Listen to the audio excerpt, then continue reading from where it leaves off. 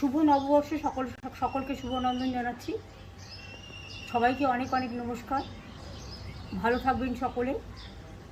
বাংলার একটা ঐতিহ্য, বাংলার একটা গরিমা আছে। এটা আমাদের বাংলার নববর্ষ এবং সাথে সাথে অনেক রাজ্যেরও নববর্ষ আছে। আমি সকলকে বলবো, বাংলা সংস্কৃতি সম্প্রীতির পীঠস্থান এবং সমস্ত সামাজিক সংস্কারের, জাতীয়তাবাদের আন্দোলনের, স্বাধীনতা সংগ্রামের পীঠস্থান, বাংলা সংস্কৃতির পীঠস্থান, বাংলার সর্বধর্ম সমন্বয়ের পীঠস্থান, সংহতির পীঠস্থান। সব ধর্ম, বর্ণ, জাতি বিশেষে সব মানুষ ভালো থাকুন, সুন্দর থাকুন।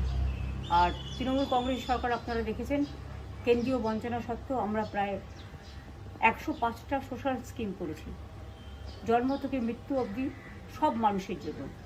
আগামী দিনও সব মানুষ যাতে ভালো থাকে সেটা দেখাই আমাদের আসল উদ্দেশ্য। দিল্লির জমিদাররা অনেক অত্যাচার করছে, ভোট কাটছে, অনধিকার প্রয়োগ করছে এবং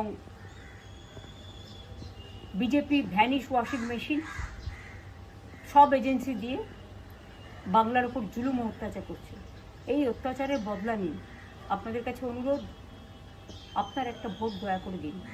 আমি নিজে এখান থেকে সুপ্রিম কোর্ট পর্যন্ত গিয়ে 32 লক্ষ বাদ দেওয়ার নামকে আমরা সুপ্রিম কোর্টের সাহায্যে তুলতে পেরেছি। বাদবাকিও যারা আছেন, নিশ্চয়ই আজ নয় কাল তাদের নামও কোনোভাবে উঠবে, যেহেতু ট্রিব্যুনাল চলছে। যাদের ভোট বাদ গেছে, যারা আত্মহত্যা করেছে স্যারের জন্য, তাদের জন্য আমার মন কাঁদছে। আমি জানি একটা পরিবারে 4 জন ভোট দেবে, একজন ভোট দিতে পারবে না, সেটা কেউই মেনে নিতে পারে না।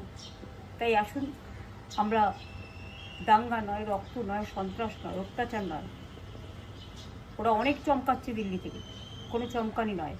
আসুন আমরা নতুন ভোট নিয়ে আসি, শান্তি সম্প্রীতির বার্তা দিয়ে, সংস্কৃতির বার্তা দিয়ে, সকলকে ভালোবেসে।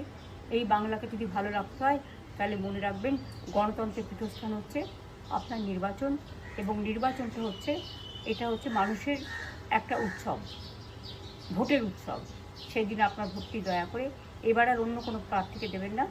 জোড়া ফুল চিহ্নে যে যেখানেই প্রার্থী হোক না কেন, মনে রাখবেন 294টা কেন্দ্রে যদি আমার নেতৃত্বে সরকার চান, তাহলে আমার প্রত্যেকটা প্রার্থীকে আপনারা দয়া করে কোনো উৎসব ও প্রচারে কান না দিয়ে জোড়া ফুল চিহ্নে ভোট দেবেন।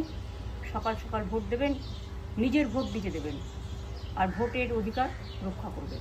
জয় হিন্দ, বন্দে মাতরম, জয় বাংলা। আপনারা দেখছেন এই বেলা বাংলা, শিরোনামে সবার আগে।